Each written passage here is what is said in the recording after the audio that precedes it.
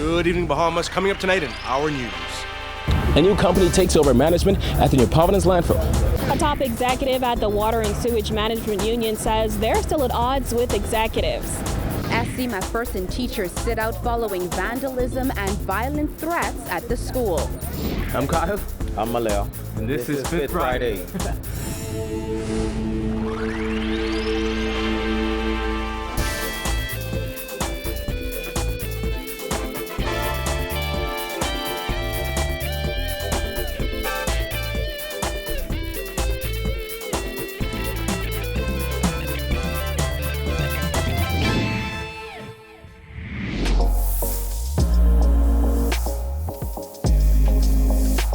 Our news is brought to you by Alive.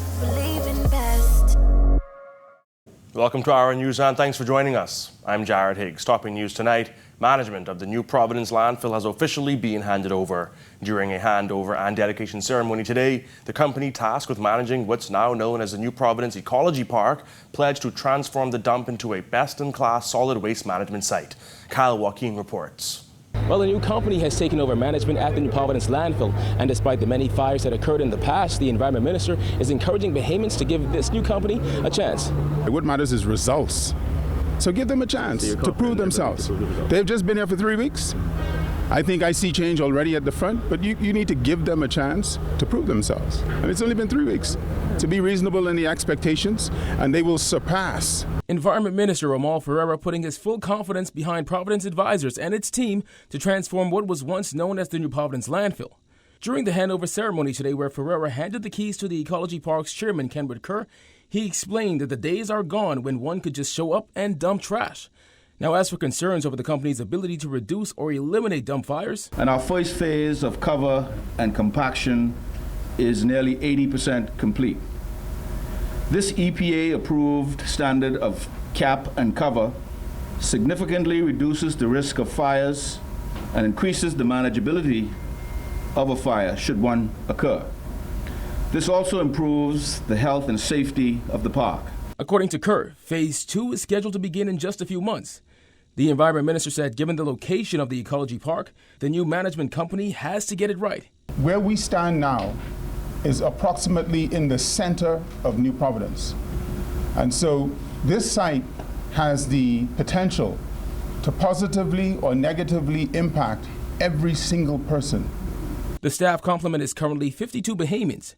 It's a $45 million deal, and over the next 10 years, KERR explained that they're looking to make the site much more than just a dump, hence the name Ecology Park.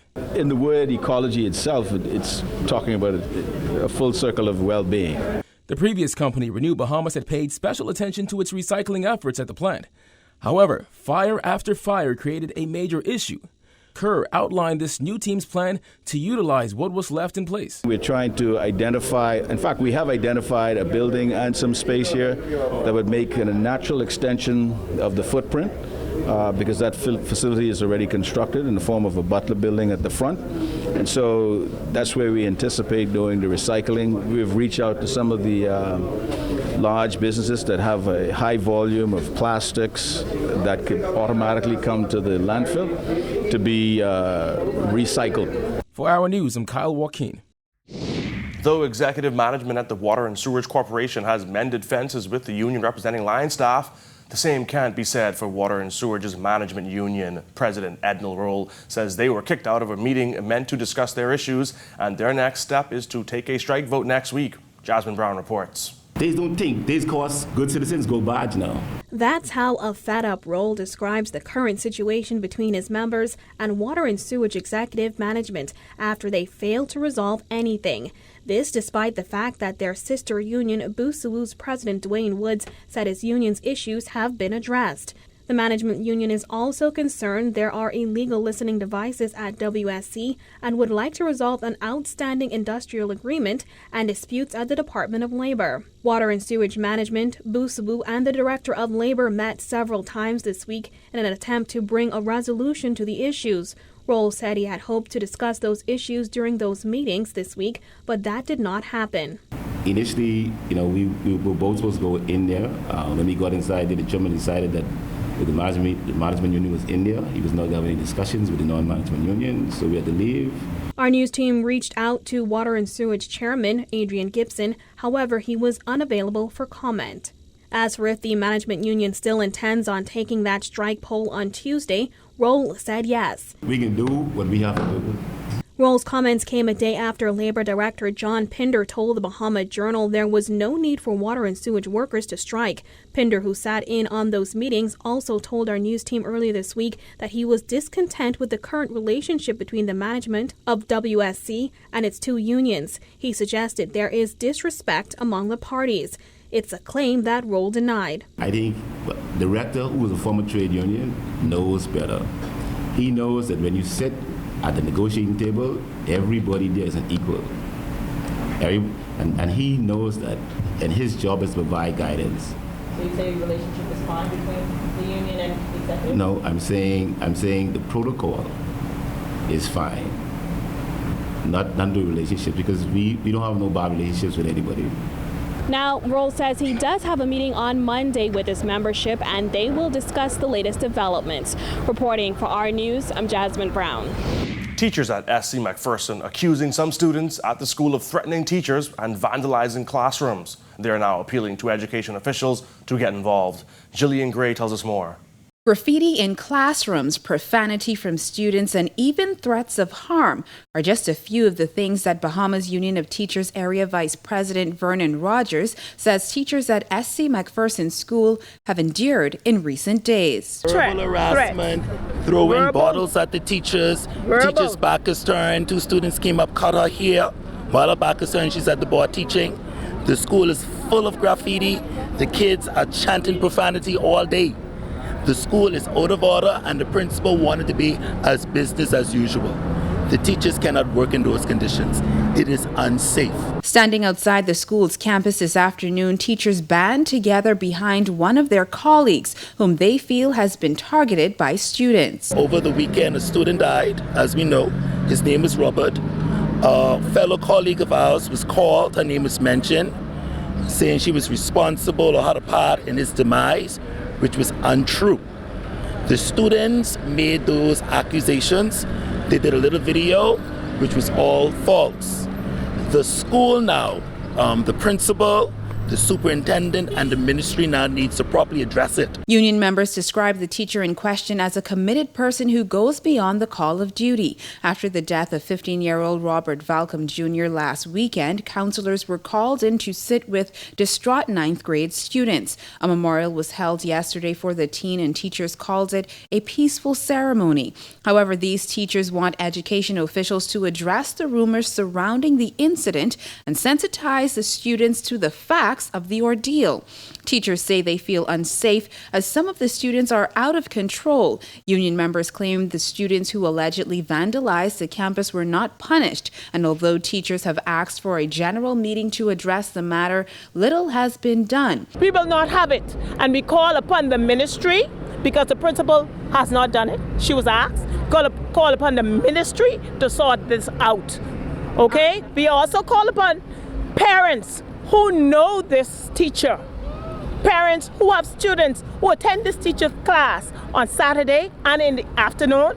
Say something. Our news attempted to reach the school's principal. However, we were told she was in a meeting with senior school officials. Meanwhile, Education Minister Jeff Lloyd said he did not have all the details and referred us to Acting Education Director Marcellus Taylor. Calls to Taylor were not returned up to news time. Now, as the issues have already been submitted to the Ministry of Education, teachers say it's really just a waiting game now, and they have no problem with waiting out here until this matter is resolved. Reporting for our news, I'm Jillian Gray.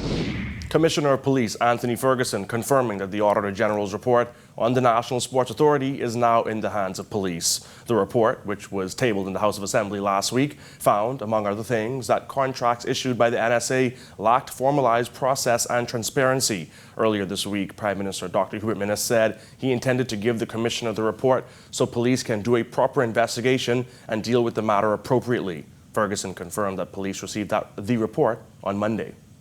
It's in the possession of the Royal Bahamas Police Force. I received it and I have assigned it to the Anti-Corruption Unit for investigation. The commissioner said it is important that their investigations are thorough. We have to have patience. That's all I will say. We have to have patience. Thoroughness is very important to this Royal Bahamas Police Force, and we don't jump to conclusion. When we do an investigation, we want to have a proper investigation done. Auditor General Terence Bastian noted that a payment of over $1.1 million to Company A was made for services that were never performed. Last week, former Minister of Youth, Sports and Culture, Dr. Daniel Johnson, accused the auditors of performing their jobs poorly, asserting that they're not good auditors. Progressive Liberal Party leader Philip Brave Davis has described the report as a stretch. The lines of communication between President of the Trade Union Congress, Obi Ferguson, and Minister of Tourism, Dionisio de Aguilar, are back open regarding voluntary separation packages for Grand Lucayan managers. Ferguson revealed that the union received the government's revised offer this morning. I got from the minister this morning. He sent me what he promised me, which caused me to have been silent. I was waiting for a modification, he called it, of the offer. I received it this morning. My vice president is here from Grand Bahama. Amen. I'm meeting with the minister at 3:30. Now I can meet. Now I can talk. Yes. Because what he promised me, I have it now. I just got it. So we are meeting at 3:30, and I'm very, very optimistic. De Aguilar recently told reporters that he had no luck reaching union executives after trying for several days. The tourism minister also claimed that representatives of the Grand Lucayan Managerial Staff Union are holding up VSEP talks. Here's how Ferguson responded to that. I want the record to show that I don't respond to nonsense, you see? I'm not the kind of guy.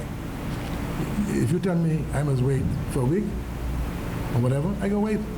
But because I wait, you can tell me I'm ducking. Well, okay, could I be ducking when I try to look after the worker? That's my whole purpose. Now I got something, I can talk. There are approximately 90 managers who are waiting for the VSEP negotiation process to be finalized. The union rejected the last proposal from Lucayan Renewal Holdings and asserted those managers would lose out on nearly half of what they're owed. When asked if the union was pleased with the current offer, Ferguson said that based on what he's seen on both sides, not so far. Based on what I haven't had a chance to review it properly, but I think from what I've seen, there's some way we can bring it to some satisfactory resolution. Still to come, the doctors' union calls for the PM to step in following a communication breakdown with the PHA. Plus, the PM kicks off his 65th birthday celebrations with Gambia primary students. Stay tuned.